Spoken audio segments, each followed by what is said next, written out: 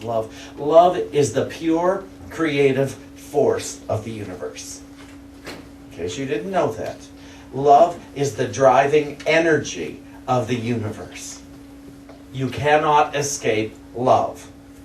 Now, and sometimes when it seems like love isn't happening, it still is. That's what you can rest assured of. Love loves us so much that we can keep screwing up, or that we can make another choice. Love loves for the sake of loving. And if we insist on seeing it, it will eventually come forth in its purest form in every aspect of our lives. It will insist. Well, we must insist. And then it has to come forth. It has no option but to come forth obviously. The reason it's not so obvious a lot of times, it's due to two things as far as I'm concerned. One is confusion, and the other is the willingness to stay confused. That's logical, doesn't it? That makes sense. If I'm not seeing love, it's because I'm confused. If I'm not demonstrating love in its obvious form, it's because I'm confused.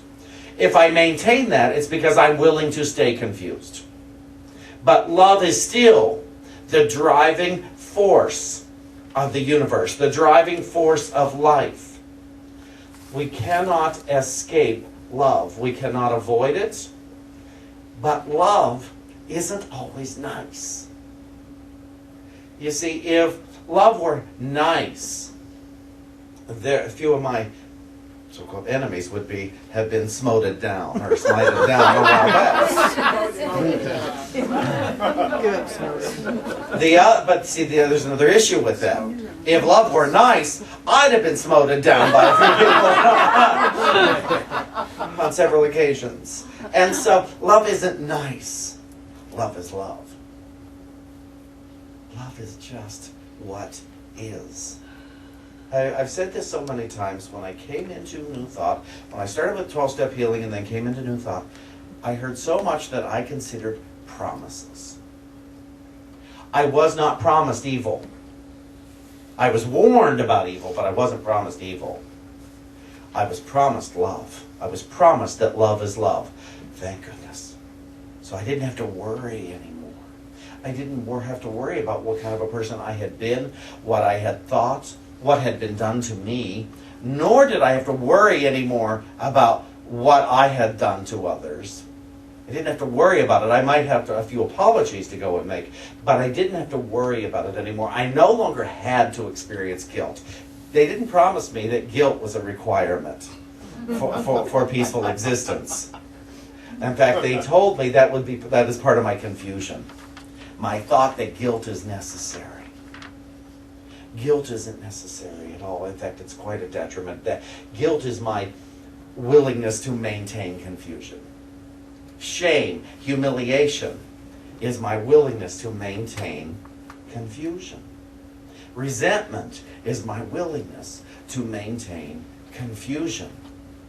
David, what's the Ho'oponopono? Thank you. Thank you. I love you. I'm sorry. Please forgive me. Thank you. I love you. I'm sorry. Please forgive me. Thank you. Thank you.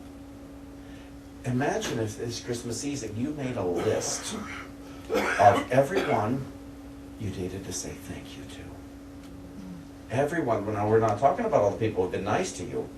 Those are nice. That's part of the list. But there's another part of the list. But all the people that you have an opportunity to say thank you to, who have given you a push to say, okay, time for me to wake up. I've had enough, and please don't ever refer me again. I'm tired of this, or I'm sick of this. Please don't ever do that. If you notice it, cut it off. Don't beat yourself up for saying it, but cut it off and say, no, I've just had enough. I've had enough. Now I'm willing to experience love in its pure form, in its truly generous form. The love that is, I told somebody this week, I said, you need to put your foot down with Spirit. And really declare to yourself and and the invisibility of what you're ready to experience. Put your foot down. If you got my Christmas letter this year, and I said at 14 I made a decision. This is going to be a great Christmas. I put my foot down. Not to my family, to me, to life. I didn't realize I was doing that. I just knew, and my family decided to go along with it, and we hadn't discussed it. They just went along with it, and for many years we had really delightful Christmases without conflict. Nobody needed to argue. Nobody needed to relish their sadness for all the years that it wasn't great. Nobody seemed to need to take that day to be miserable and guilty. Instead, we just started with a clean slate that year. And I witnessed. Now, I didn't have this training then. I had some of my Church of Christ training, but even by then we'd stopped going to that. But I had enough of a belief in God, that God was good, and God wasn't out to get me. And I didn't have to worry peeking around the corner to catch me, just like Santa Claus, peeking around the corner to catch me. It's like the police peeking around the corner to catch me. Because I grew up with all those fears of Santa Claus, the police, God, they were all the same thing. And they were all out to catch me. Catch me doing something bad. And so when I did all those bad things and it seemed like I didn't get caught, it was even more confusing. It's like, okay, I'm going to keep testing the waters here. Drive, 12 years old, driving the car, smoking cigarettes. So I said I earned my pulpit. And I never felt bad for stealing the car. I never felt I was bad for that. I never even felt, until years later, I never felt I was bad for smoking cigarettes. Never that. I felt bad for stealing. That I knew was wrong. The smoking and the car stuff, no, I wasn't wrong at all. It's just my family's car that I drove. not with permission, but... you were a good driver. I was a very good driver. What happened over the days? I was up there. I couldn't understand why they were upset when they found out. At 15, when I started going to the bars, I didn't understand the problem. It's love in its purest form. To say yes to love now instead of willfulness. To say yes, I am prosperous. Not I'm going to be prosperous, but I am prosperous. How do I know I'm prosperous? Because there is a divine idea in me. That's how I am prosperous. How do I know you're prosperous? Because I know there is a divine idea in every single one of you. And I will not let you off the hook. There are no poor things in my sight. Even the people I like and the people I don't like. There are no poor things. Now I understand there's a certain amount of process. But I do believe in instantaneous healing. I've known people who've had it. I've experienced them myself. Instantaneous healing. And so we don't really have the excuse to let our past catch up to our healing. Myrtle Fillmore, with tuberculosis, it took her 2 years for her body to catch up to her mind's instantaneous healing. If I am a child of God, therefore I do not inherit sickness. It took the body 2 full years to fully heal. But that's not our excuse not to have it happen now. Have your mental awakening now with the realization of love. God is love. If God is love, I must be love.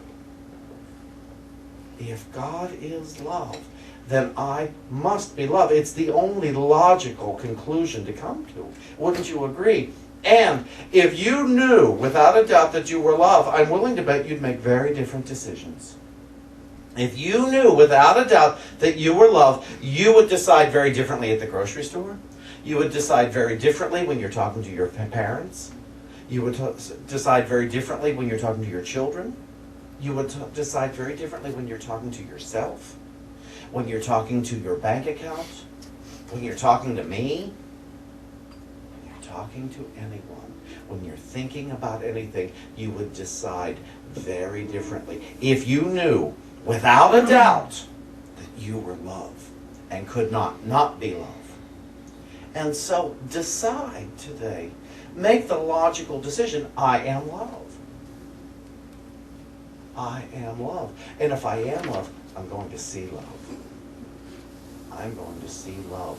And if I look out and I see love, and it seems as if maybe something old sparks and I feel as if I'm not seeing love looking back at me, I'm going to decide differently and say, okay, that looks like what I once would have thought was meanness looking back at me, disdain, anything. But no, it's got to be love looking back at me. It's got to be love. If I'm trying to see nice looking back at me, that's not going to happen all the time. Let's face it. I'm going to look out into the mirror and I'm going to see all of my emotions. I'm going to see everything. And so, one is going to look at me with a blessed smile, and the other is going to look at me like they are just scowling. And they are going to, I remember once, this guy, many years ago, it was Jennifer Lewis's piano player. How about that? Long White. And I remember 1984, working in Provincetown. And on my night off, I ran into this guy, and we're talking, and I said, "Oh, it seems like you didn't like me." And he said, "Do I look at you like this?"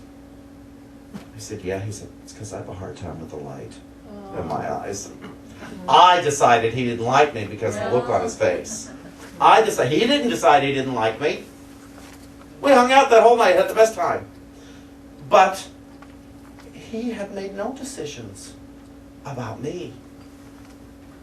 And so, don't you let another make a decision about you. Unless they come up to you and say, "I just hate you." You know? And even then, they don't mean it. What they're saying is, wake up, wake up, wake up, wake up. Wake up. I'm going to keep doing this till you wake up, until I don't have to do it anymore. You know, they're going to keep doing that until you say, "Okay, I'm awake." Or at least I'm willing to wake up. I'm willing to see everyone as they are instead of as they aren't. I find it is best then to make no decisions about others. To make no decisions about how someone is, who someone is. Just let it in the moment be revealed. Isn't that one of the most loving things you could do for another? Instead of deciding they are this because of this. Positive or negative. Just let them be. Just let them be. I have some friends who actually let me be. Without sitting in judgment, telling me I should think differently, react differently. It's lovely. I've had some friends do that for me. That wonderful gift. And I have a couple of friends who we were at their house out of town. And at dinner, and I had remarried them the day before, and at dinner the next night, I was in a mood. I was just the whole day in a mood that I could not seem to shake. And when I dropped a piece of papaya on my brand new white shorts at dinner, I let out a word I would never say in church. Nobody said a word. They just went on back while they're eating. Nobody asked me to be different. Nobody said, "I can't live like this. I can't have my dinner if you're going to be in that mood." Nobody cared. Nobody took it personally. It's like, oh, could I give that to everyone? Could I give that gift to everyone to not take their mood personally? And so they don't have to, boy, moods pass by very fast after that. What a gift. You want to give a Christmas gift to the world? Let them be. Let them be. Do not feel sorry for anyone. You want to really love somebody? Hold them up. Not to yell at them, but hold them up to their Christ potential. You want to, don't concern yourself with their story. Don't invite their story. Yeah, their story of misery. You say, I'm willing to know that God is in you now because I want to know God is in me now. Wouldn't that be a loving thing? We're about to sing our annual final Advent song that we sing every year. And Joyful Noise is joining in this year with Scott and David. Come on up. And it has to do with our 12-power candle lighting that we do every year. And it is a wonderful thing. The 12 powers I took to in unity. when I first came in, because they seemed logical to me. Use the 12 powers. They're similar to the chakras. There's a book on the 12 powers over there. There's a few books. Charles Fillmore put together a book on the 12 powers. They're coming back once we get through this part. And I invite you to listen to this song, Light a Candle, it's called. And we're going to light our candles. And we have a call and response that goes with it. It is the red sheet that is in your bulletin. You didn't get, oh, red or green, thank you. Do you have a red or green sheet, Larry? Oh, yes you do. It starts with faith.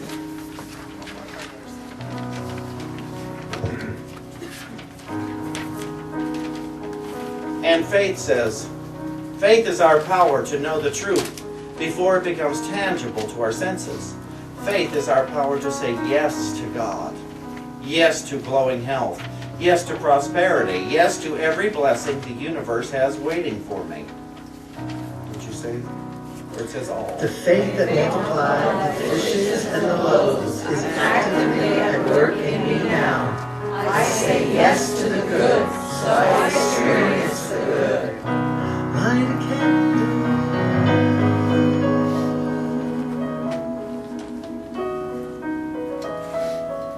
We have will. Its color is silver.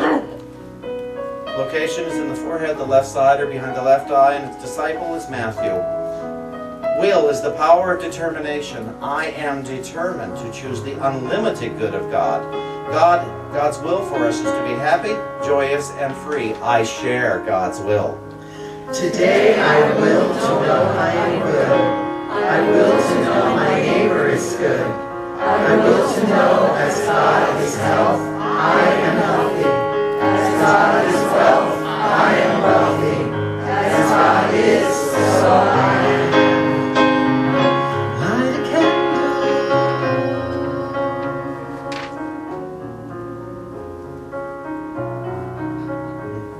candle. Understanding. Its color is gold. Its location is in the forehead, the right side, or behind the right eye, and its disciple is Thomas. In asking for an understanding heart, Solomon received riches and honor, as well as the realization that he was one with God. When we ask for the understanding of truth in our lives, all the good of God will express beyond our wildest dreams. I am one with God. I know the truth. I remember the truth. I understand the truth, and I express it perfectly. I understand the Christ in me is awake now. I can do.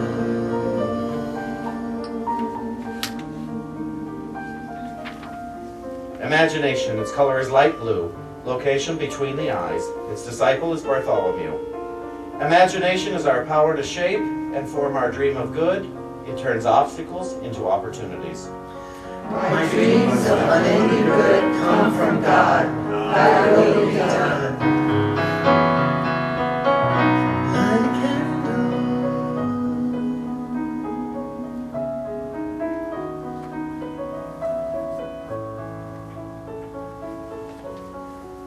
Zeal. Its color is orange. Its location is the medulla, or the back of the brain. Its disciple is Simon. Zeal is the fuel that enables me to be excited to be me. With passion and enthusiasm, we accept our divine inheritance of vibrant health, abundance, and unlimited joy. I am alive, awake, and excited about my life. I celebrate the powerful rebirth of divine joy within me today. It is good to be me. Light a candle.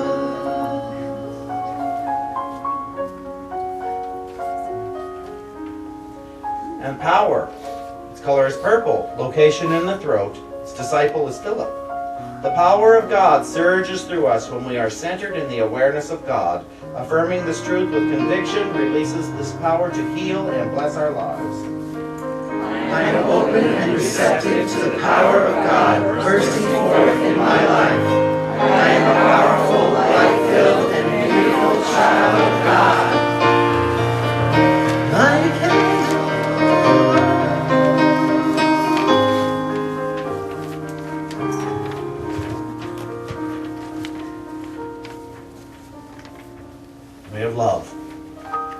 pink, location in the heart. Its disciple is John. Love is the pure essence of spirit that binds together the whole human family. It is the harmonizing sacred energy of all good flowing from our being at all times. I am a radiating center of divine love. My vision is perfect as I see with love. Light a candle.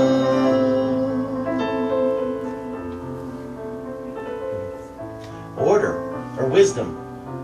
Its color is yellow. Location in the solar plexus, and its disciple is James. True wisdom is spiritual intuition, the inner knowledge that God and I are one, and through this oneness with the One, nothing is impossible. God is the light on my path. My way is made clear. I know what to do and how to do it. Light a candle.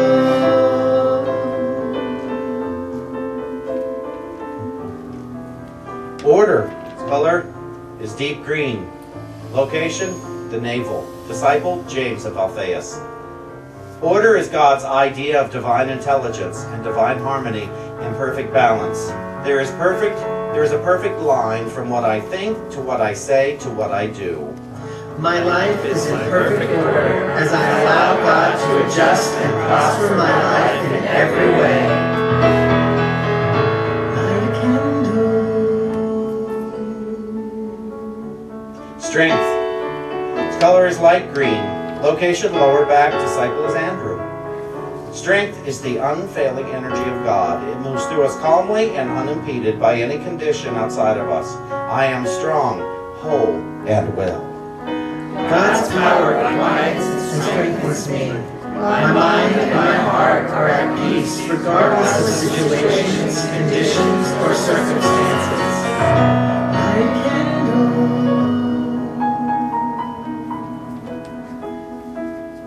Elimination, or renunciation. Color is russet, location in the bowels. Its disciple is Thaddeus.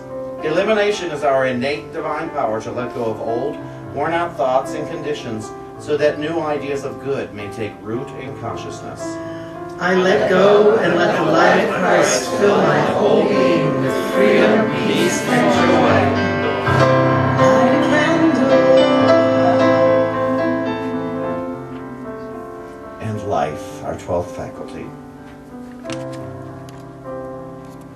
Its color is red. Its location is in the reproductive glands, and its disciple is Judas. Divine life is pure, perfect, eternal, spirit itself. The life of God is our life, and we are perfect expressions of it. Truth within is the way. Today I choose life, and I choose it more abundantly. Joy to the world, God is here. Light a candle.